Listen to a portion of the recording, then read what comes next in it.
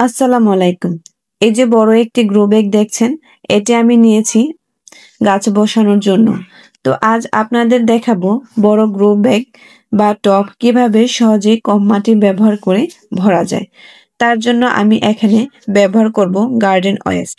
Garden West বলতে বোঝানো হয় বাগান পরিষ্কার করার পর যে ময়লা আবর্জনা হয় সেগুলোকে।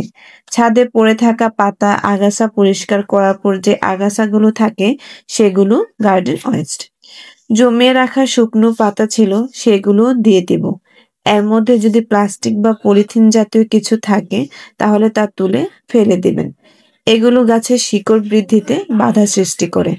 গার্ডেন ওয়েস্ট গুলোকে একটু চেপে চেপে দিব যেন ভিতরের ফাঁকা জায়গাটা ভরাট হয়ে যায়। এর উপর দিয়ে দিব কিছুটা মাটি, এতে করে নিচের পাতাগুলো পচতে সুবিধা হবে এবং কোনো দুর্গন্ধ ছড়াবে না।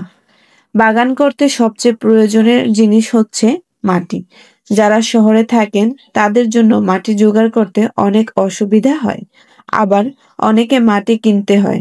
আর এভাবে যদি গার্ডেন ওয়েস্ট ব্যবহার করে গাছ লাগানো যায় তাহলে মাটি কম লাগে, ছাদেও লোড কম পড়ে।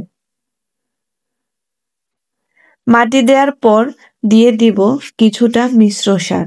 এবার দিয়ে দিব কিচেন ওয়েস্ট, যেমন সবজির খোসা, বিভিন্ন ফলের খোসা।